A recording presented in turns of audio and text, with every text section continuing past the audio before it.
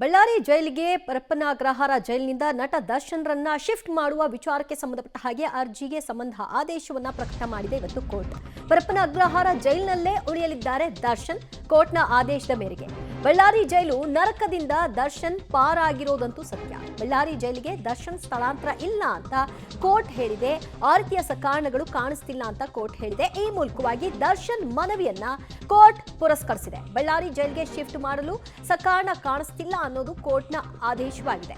ಪರಪ್ಪನ ಅಗ್ರಹಾರ ಜೈಲಿನಲ್ಲೇ ಇರೋದಕ್ಕೆ ಅವಕಾಶ ಮಾಡಿಕೊಡಿ, ಬಳ್ಳಾರಿ ಜೈಲಿಗೆ ಬೇಡ ಅಂತ ಅರ್ಜಿಯನ್ನ ದರ್ಶನ್ ಹಾಕೊಂಡಿದ್ರು. ಮತ್ತು ಇವತ್ತಿನ ವಿಡಿಯೋ ಕಾನ್ಫರೆನ್ಸ್ನಲ್ಲಿ ನಟ ದರ್ಶನ್ ವಿಷ ಕೊಟ್ಬಿಡಿ ಅನ್ನುವಂತಹ ಅಂಶವನ್ನು ಪ್ರಸ್ತಾಪ ಮಾಡಿದ್ರು. ಇದೆಲ್ಲವನ್ನು ಕೂಡ ಗಮನಿಸಿರುವಂತಹ ನ್ಯಾಯಾಲಯ ಅವರಿಗೆ ಏನು ಸಲ್ಲಬೇಕು ಅದನ್ನ ಈ ಮೂಲಕವಾಗಿ ಕರುಣಿಸಿದೆ. ಬಳ್ಳಾರಿ ಜೈಲಿಗೆ ಶಿಫ್ಟ್ ಮಾಡಲು ಸಕಾರಣಗಳು ಇಲ್ಲ, ಸನ್ನಡತೆ ಇಲ್ಲದ ವ್ಯಕ್ತಿಗಳನ್ನ ಮಾತ್ರ ಆ ರೀತಿಯಾಗಿ ಒಂದು ಜೈಲಿನಿಂದ ಇನ್ನೊಂದು ಜೈಲಿಗೆ ಶಿಫ್ಟ್ ಮಾಡೋದಕ್ಕೆ ಅವಕಾಶ ಇರುತ್ತೆ. ಆದರೆ ಈ ಆರೋಪಿಯಲ್ಲಿ ಆ ರೀತಿಯಾದಂತಹ ಸಮಸ್ಯೆಗಳು ಕಾಣಿಸ್ತಿಲ್ಲ ಅನ್ನೋದನ್ನ ಕೋರ್ಟ್ ಹೇಳಿದೆ. ಮತ್ತು ಮಾನವೀಯ ಮೌಲ್ಯಗಳನ್ನ ಪಾಲಿಸಿ ಅನ್ನೋದನ್ನ ಹೇಳಿದೆ. ಇದು ಕೇವಲ ಜೈಲಾಧಿಕಾರಿಗಳಿಗೆ ಮಾತ್ರ ಅನ್ವಯ ಆಗುವಂತಹ ವಿಚಾರ ಅಲ್ಲ, ಮಾತಲ್ಲ. ಅದು ದರ್ಶನ್ಗೂ ಕೂಡ ಅನ್ವಯ ಆಗಬೇಕು.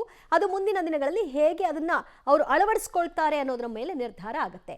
ಬಳ್ಳಾರಿ ಜೈಲು ಶಿಫ್ಟ್ ವಿಚಾರದಲ್ಲಿ ಮತ್ತು ತನಗೆ ಸಿಗಬಹುದಾದಂತಹ ವಿಶೇಷ ಸವಲತ್ತಿನ ವಿಚಾರವಾಗಿ ಎರಡರ ತೀರ್ಪು ಕೂಡ ಇವತ್ತು ಬಂತು. ಎರಡೂ ವಿಷಯದಲ್ಲೂ ದರ್ಶನ್ ಅವರ ಪರವಾಗಿಯೇ ಆದೇಶ ಬಂದಿದೆ ಅನ್ನೋದು ದರ್ಶನ್ಗೆ ಸಮಾಧಾನವನ್ನ ತರ್ತಾ ಇರುವಂತಹ ವಿಚಾರ. ಇದು ಮುಂದಿನ ದಿನಗಳಲ್ಲಿ ಈ ಸಮಾಧಾನ ದೀರ್ಘಕಾಲ ಇರಬೇಕು ಅನ್ನೋದಾದ್ರೆ ದರ್ಶನ್ನ ನಡತೆಗಳಲ್ಲೂ ಕೂಡ ಚೇಂಜಸ್ ಆಗದೇ ಇರೋ ಹಾಗೆ ಇರಬೇಕು. ಮತ್ತಷ್ಟು ಮಾಹಿತಿ ಪಡೆಯೋಣ ನಮ್ಮ ಪ್ರತಿನಿಧಿ ನಾಗೇಶ್ರಿಂದ. ನಾಗೇಶ್, ಬಳ್ಳಾರಿ ಜೈಲು ಶಿಫ್ಟ್ಗೆ ಕೋರ್ಟ್ ನಕಾರವನ್ನ ವ್ಯಕ್ತಪಡಿಸಿದೆ, ಜೊತೆಗೆ ಕಾರಣಗಳು ಕಾಣಿಸ್ತಾ ಇಲ್ಲ ಅಂತ ಹೇಳಿದೆ. ಉಳಿದಂತೆ ಏನ್ ಹೇಳ್ತು ಕೋರ್ಟ್ ಇದೇ ವಿಷಯವಾಗಿ? ದಿವ್ಯಾ, ರೇಣುಕಾಸ್ವಾಮಿ ಕೊಲೆ ಕೇಸ್ನ ಆರೋಪಿ ಆಗಿರುವಂಥ ದರ್ಶನ್ ಅವರನ್ನು ಪರಪ್ಪನ ಅಗ್ರಹಾರ ಜೈಲಿನಿಂದ ಬಳ್ಳಾರಿ ಜೈಲಿಗೆ ಶಿಫ್ಟ್ ಮಾಡಬೇಕಂತ ಹೇಳಿ ಅರ್ಜಿಯನ್ನು ಹಾಕಿಕೊಳ್ಳಲಾಗಿತ್ತು. ಅರ್ಜಿಯ ವಿಚಾರಣೆ, ವಾದ ಮತ್ತು ಪ್ರತಿವಾದ ಆಲಿಸಿದಂಥ ನ್ಯಾಯಾಲಯ ಪರಪ್ಪನ ಅಗ್ರಹಾರ ಜೈಲಿನಲ್ಲೇ ದರ್ಶನನ್ನು ಇರಿಸಲಿಕ್ಕೆ ಆದೇಶವನ್ನು ಮಾಡಿರುವಂಥದ್ದು. ಬಹಳ ಪ್ರಮುಖವಾಗಿ ವಾದ ಮತ್ತು ಪ್ರತಿವಾದ ಆಲಿಸಿರುವಂಥ ನ್ಯಾಯಾಲಯ ಒಂದಷ್ಟು ಅಂಶಗಳನ್ನು ಪರಿಗಣನೆಗೆ ತೆಗೆದುಕೊಂಡಿರುವಂಥದ್ದು. ಯಾವುದೇ ಒಬ್ಬ ಆರೋಪಿ ಜೈಲಿನಲ್ಲಿರುವಂಥ ಸಂದರ್ಭದಲ್ಲಿ ಆ ಜೈಲಿನಲ್ಲಿ ಅನುಚಿತ ವರ್ತನೆ ತೋರಿದಂಥದ್ದು ಕಂಡು ಬಂದರೆ ಆ ಆರೋಪಿಯನ್ನು ಇರುವಂಥ ಜೈಲಿನಿಂದ ಬೇರೆ ಕಡೆಗೆ ಶಿಫ್ಟ್ ಮಾಡಲಿಕ್ಕೆ ಅವಕಾಶ ಇರುತ್ತೆ. ಆದರೆ ಈ ಸಂದರ್ಭದಲ್ಲಿ ಅವರು ಜೈಲಿಗೆ ಹೋಗಿ ಇರುವಂಥ ಸಂದರ್ಭದಲ್ಲಿ ಅಂತ ಯಾವುದೇ ಅನುಚಿತ ವರ್ತನೆ ಅಂಶಗಳು ಕಂಡು ಬಂದಿಲ್ಲ.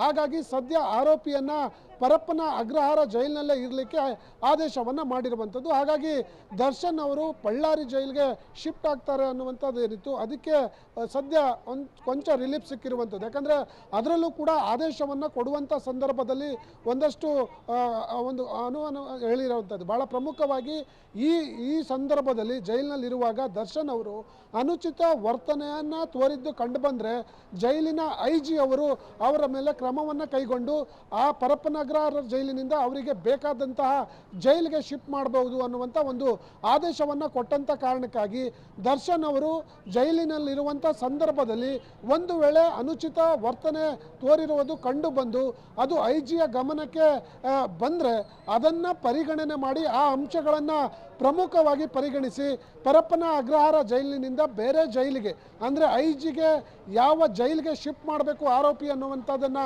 ಮನಗಣೆತೋ ಆ ಜೈಲಿಗೆ ಶಿಫ್ಟ್ ಮಾಡುವಂಥ ಆದೇಶವನ್ನು ಕೋರ್ಟ್ ಕೊಟ್ಟಿರುವಂಥ ಕಾರಣಕ್ಕಾಗಿ ದರ್ಶನ್ಗೆ ಇನ್ನೂ ಕೂಡ ಒಂದು ಸ್ವಲ್ಪ ಕಷ್ಟಕರವಾಗಿರುತ್ತೆ. ಯಾಕಂದರೆ ಅಲ್ಲಿ ಒಂದು ವೇಳೆ ಅನುಚಿತ ವರ್ತನೆ ಆಗಿದ್ದು ಕಂಡು ಬಂದರೆ ಯಾವುದೇ ಸಂದರ್ಭದಲ್ಲೂ ಕೂಡ ಪರಪ್ಪನ ಅಗ್ರಹಾರ ಜೈಲಿನಿಂದ ಬೇರೆ ಜೈಲಿಗೆ ಶಿಫ್ಟ್ ಮಾಡುವ ಅವಕಾಶ IG ಇರುವಂಥದ್ದು. ದಿವ್ಯಾ.